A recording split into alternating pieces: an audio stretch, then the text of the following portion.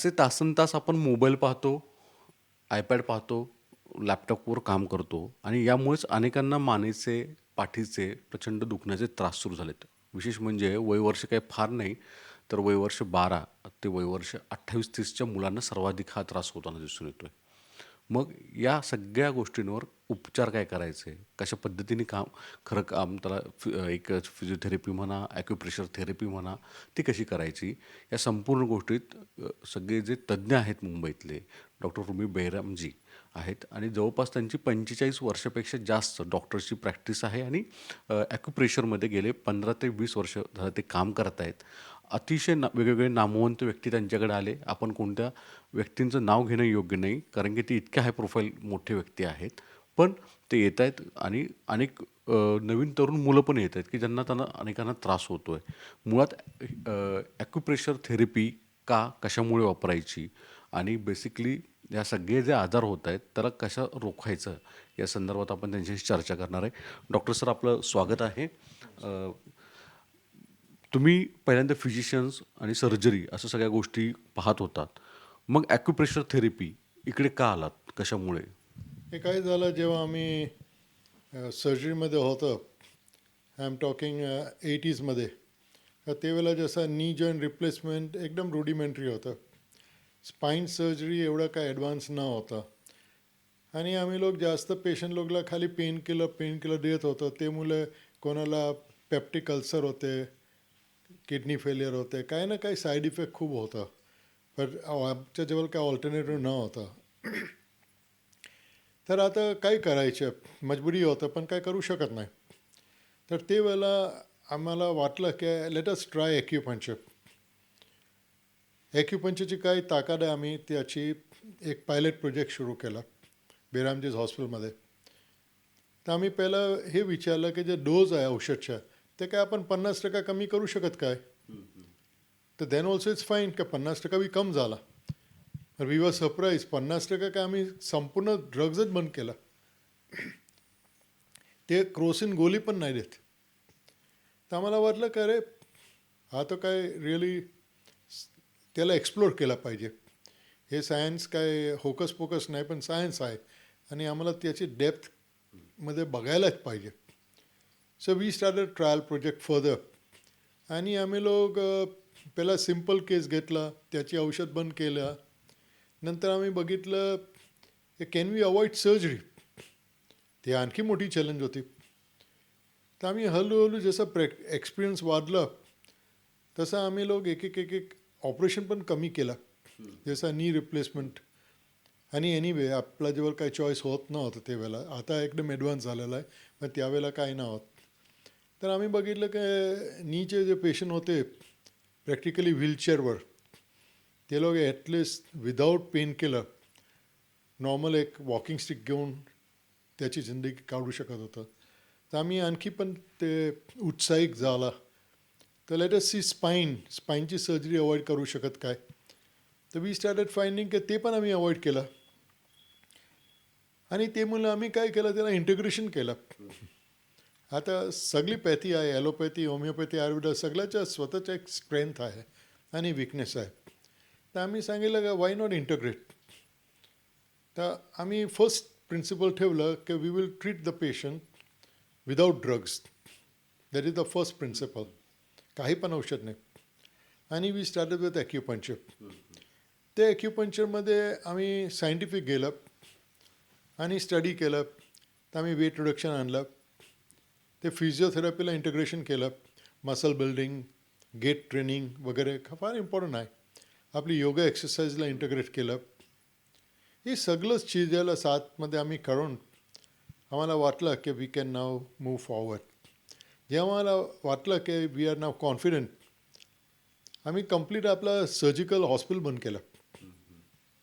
आणि आता आम्ही without any surgery, without any medicine, सगळे स्पाईन केसेस, नी जॉईंट केसेसला आम्ही ट्रीट करतो.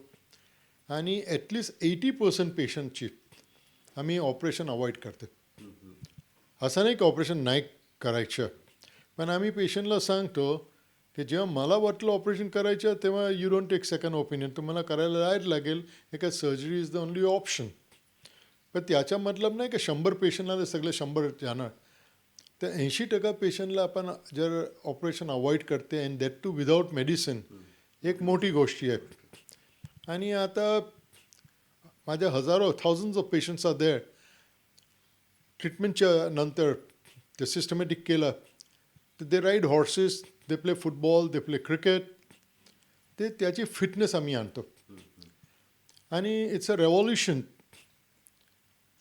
की आपल्याला काय औषधावर डिपेंड करायची काय गरज नाही. And these are alternative things which we can work. आणि ॲक्युपंक्चरनं स्वतःची ताकद आम्हाला दाखवली आहे. आणि ते आम्ही महाराष्ट्रामध्ये thanks to the Maharashtra government, आपल्या महाराष्ट्रामध्ये ॲक्युपंक्चर रेकॉग्नाइज झालेलं आहे, काउन्सिल झालेली आहे. आता आम्ही लोक कॉलेजेस चालू केलं. तर महाराष्ट्राचं भविष्य फार छान होणार. आणि let us see how we proceed further. बहुतेक डॉक्टरांचं प्रायोरिटी असते की हॉस्पिटल्समध्ये आले की सर्जरी करा. सर्जरीशिवाय अनेक कुठले कुठले केसेस तुम्ही पाहिले की ज्याच्यामध्ये अरे ॲक्युप्रेशरनी होऊ शकतं, म्हणजे सर्जरीची गरजच नाही आहे. It is not acupressure, it acupuncture. Acupuncture basic आहे. ॲक्युपंक्चर आणखी क्वालिफाईड पीपलचे आहेत. आता बघा, माझी स्पेशालिटी स्पाईनमध्ये आहे. आता जे पेशंट येतो स्लिप डिस्कचे, खास करून slip disc, nerve root compression, dangerous cases राहतो. तर त्याला सर्जरी सांगणार कुठे पण गेला तर.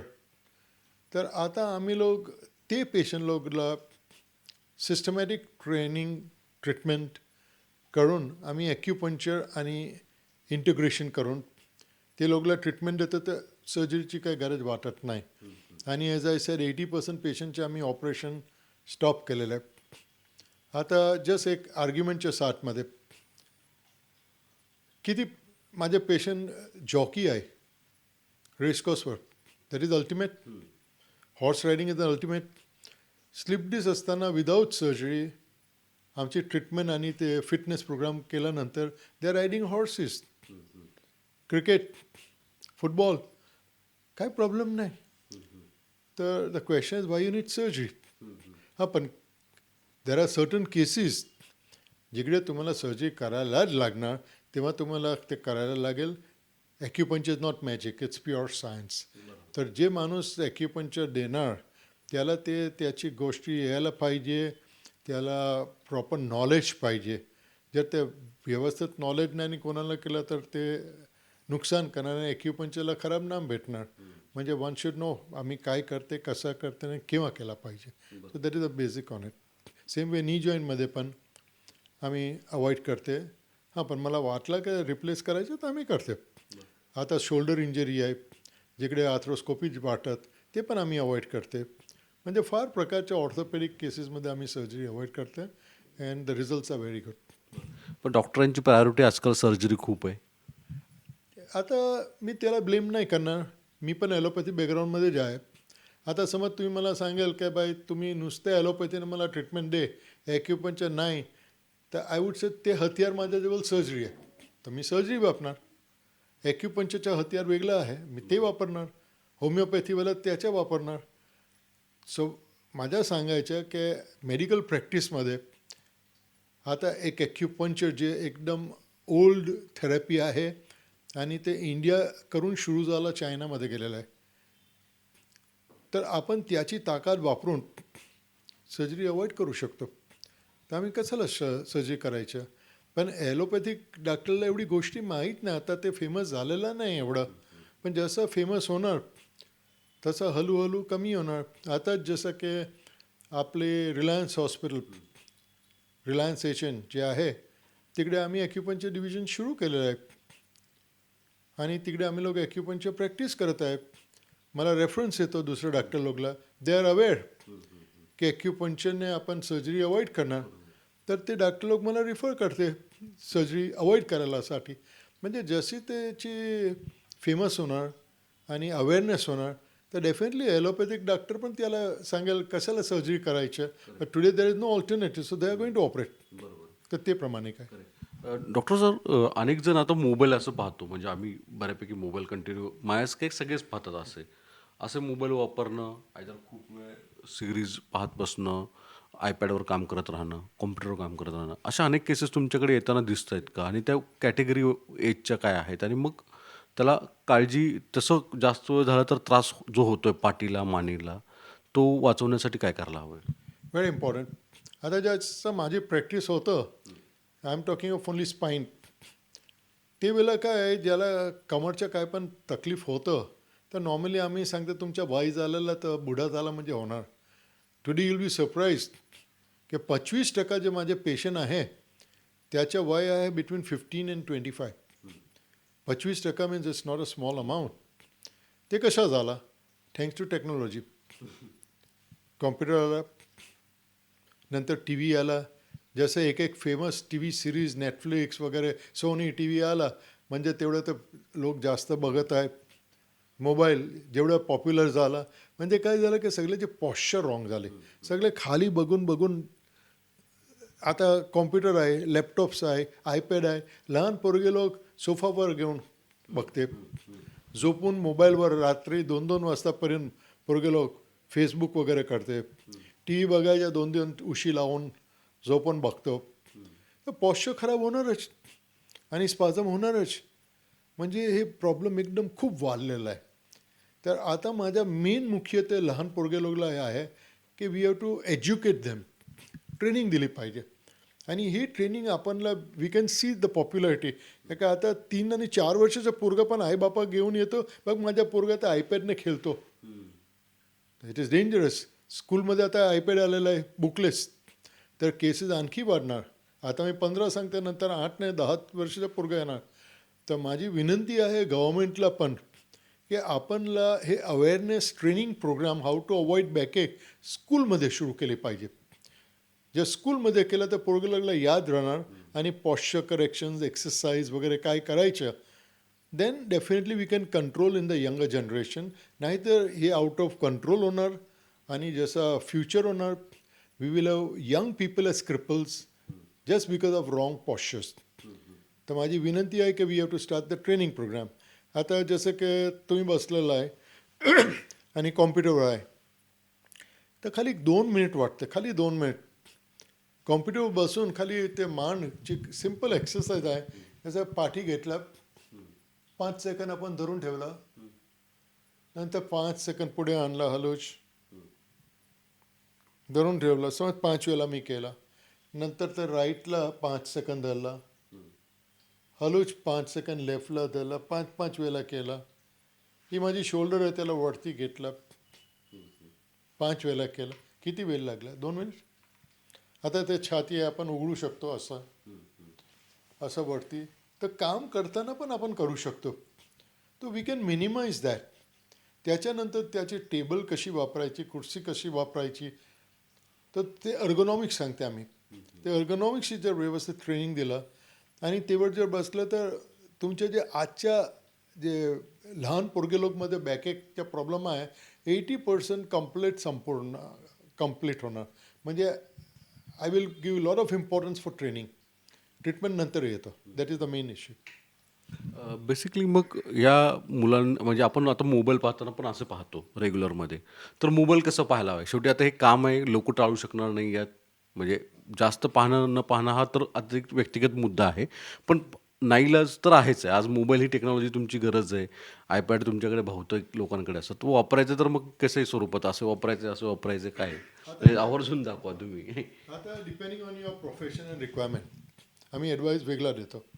आता समज तुम्ही एक ऑफिसमध्ये बसलेला, तुम्ही कॉम्प्युटरवर आहे आणि मोबाईल खूप येतो, तर तुम्ही अशा कॉम्प्युटरवर बसून असं तर बातम्या करणार, दॅट इज बॅड. तर आम्ही काय सांगतो, आता टेक्नॉलॉजीची बेनिफिट घे.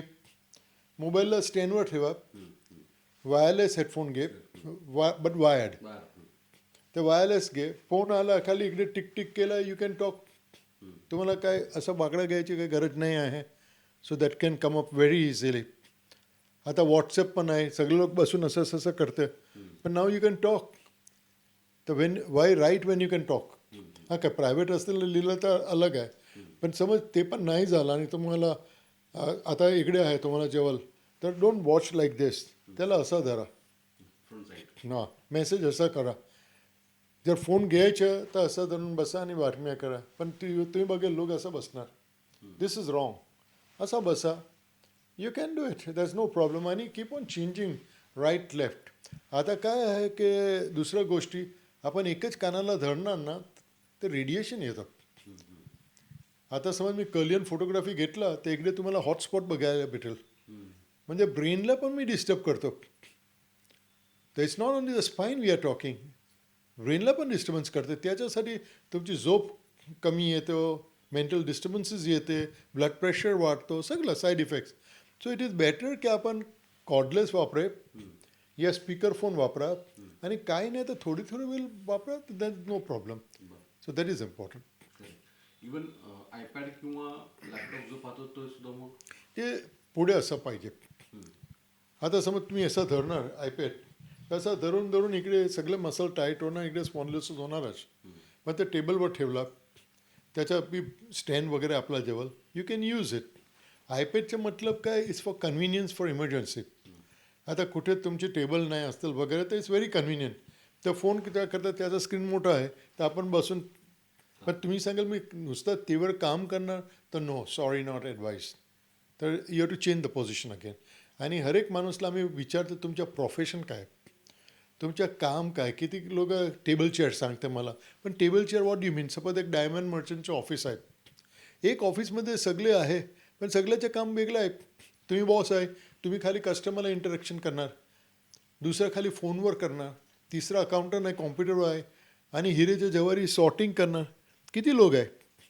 तर आम्हाला सगळं माणूसला अलग अलग ॲडवाईस द्यायला पाहिजे डिपेंडिंग ऑन तुम्ही काय काम करतो. Don't tell me table and chair. तर सगळे प्रोफेशनमध्ये जर आपण थोडी डिटेलमध्ये गेलं, we can help a lot of people avoid the suffering itself. Forget surgery, forget treatment. Prevention is better than cure. यूथने आत्ता सगळे जे मोबाईल्स वापरत आहेत, आयपॅड्स वापरत आहेत किंवा सगळ्याच गोष्टी म्हणजे एज 4 ते वयवर्ष 4 ते वयवर्ष मॅक्झिमम 30, 40, 50पर्यंत त्यांना ॲडवाईस काय कराल. हे जे प्रॉब्लेम्स क्रिएट होतात मानेचे, बॅकबोन्सचे, त्याच्या फर्स्ट अँड फॉरमोस्ट माझ्या सांगायचं की हे सगळं ॲडिक्टिव्ह आहे. तुम्ही बघेल तर 80% आपण काम बेकारच्या, we are attracted towards it. Main work आम्ही नाही करते. फेसबुक बघते, इंस्टाग्राम बघणार, व्हॉट्सॲपचे रोजचे गुड मॉर्निंग गुड आफ्टरनूनच्या, these all unnecessary thing. If you cut off that itself तर तुमचा लोड कमी होणार.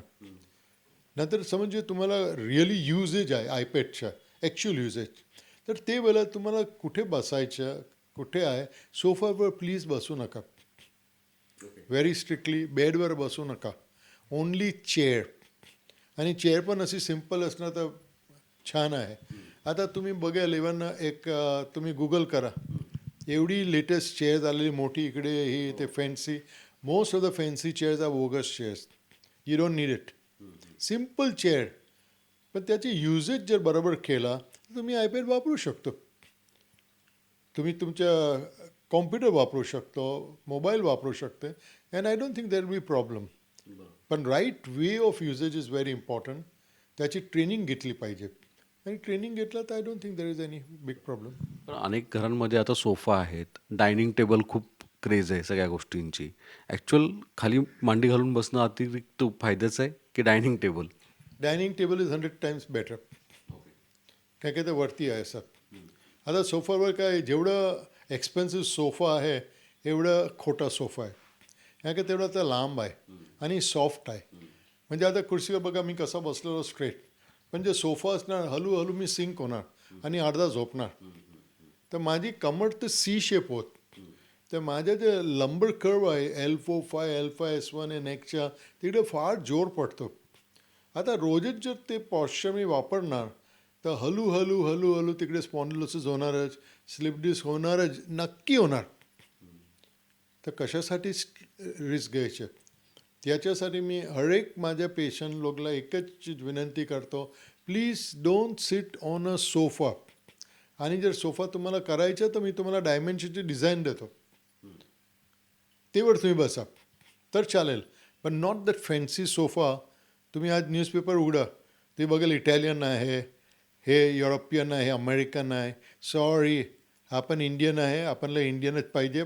आपण पूर्वी बाकरा वापरत होतं. त्यावेळेला कोणी पण मला केव्हा बॅकेक नाही झाला, माझे भाऊ मित्र लोकला झाला नाही, ह्या की वी आर हॅव्हिंग बेसिक्स. पण आज इंडियाज प्रोग्रेस झाला, we are economic, you can say strong nation in the world. पण जसं पैसे जास्त आले आम्ही पण ते वेस्टर्न चीज घेतलं आणि आमची बिमारी आणली. So I would prefer be an Indian if you are staying in India, and let us learn from our ancestors. आणि जेवढी सिम्प्लिसिटी असणार एवढा तुमचा प्रॉब्लेम कमी होणार. ह्या 2 गोष्टी असतानाच झोपणं म्हणजे आता तुम्ही सांगितलं बसण्याच्या पोर्शनमधला भाग. झोपताना अनेक जणांना सवय आहे म्हणजे सगळ्यांनाच आता त्यात वयाची कॅटेगरी नाही आहे. पण अनेक जण मोबाईल घेऊन रील्स बघत बसतात झोपताना बेडवर किंवा समजा गादीवर झोपत असतील, खाली झोपत असतील तर. पण तीही पोर्शन्स पाहण्याची पद्धत आहे की असं एक झोपताना त्याचा पण प्रॉब्लेम क्रिएट होतो. 100% प्रॉब्लेम येणार. प्लस आईच्या प्रॉब्लेम, आईजला नुकसान करतो तुम्ही, ब्रेनला नुकसान करते. सो मेनी केसेसच्या डिप्रेशन वगैरे वाढलेलं आहे because of over stimulation of the brain. आपण मोठा मोठा अँटीसायकॅट्रिक ड्रग वगैरे देते. स्ट्रेस कसाला येतो? Over stimulation of the brain. आता तुम्ही किती लोक बेडरूममध्ये एक पार्टनर आहे, झोपलेला आहे, लाईट बंद आहे, तर मोबाईलची लाईटमध्ये बघते. त्याच्या किती लाईट डोळ्याला लागते, रेडिएशन किती आहे. आणि मला माहीत आहे किती माझे पेशंट आहे 2-2 वाजतापर्यंत दे आर ऑन फेसबुक. तर त्याला झोप कशी लागणार? त्याचा ब्रेन ओव्हर स्टिम्युलेट झाला. आता त्याची मी जर कर्लियन फोटोग्राफी घेतलेली आहे तर you will find a lot of disturbance in the brain. Lot of disturbance in the brain. म्हणजे mobile, what is the definition of a mobile? It's a phone. पण आपण तर फोन नाही वापरत. ना इट्स बिकम अन ॲडिक्शन. तर माझी विनंती आहे जसं जे पण दुसरं सोशल चीज आहे ते कट ऑफ करा आणि फोनची जे रिअल युजेज आहे ते वापरा. Then there is no harm. Sir पण अनेक जण जसं आपण सांगितलं की तुम्ही आता मला सांगितलं की रेग्युलर इंडियन जे चेअर्स आहेत ते वापरणं सगळ्यात जास्त फायद्याचे आहेत फॅशनेबल चेअरपेक्षा.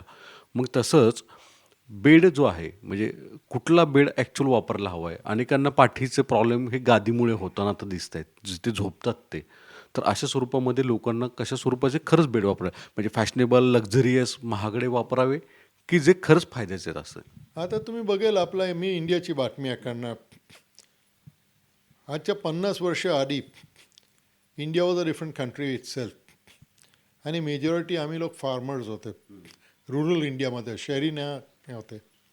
आम्ही काय करत होतो, जमीनवर एक चादर लावून झोपत होतं.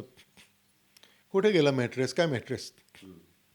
आणि कोणाला जर मोठा उमर आहे माणूस वगैरे ते कॉटनच्या पातला गादी आपण टाकत होतो. दॅट इज वन वे, छान वे, नो प्रॉब्लेम. दुसरं जर तुम्हाला खाट करायची आहे तर आयडियल खाट from bottom till the top should be about 18 inch.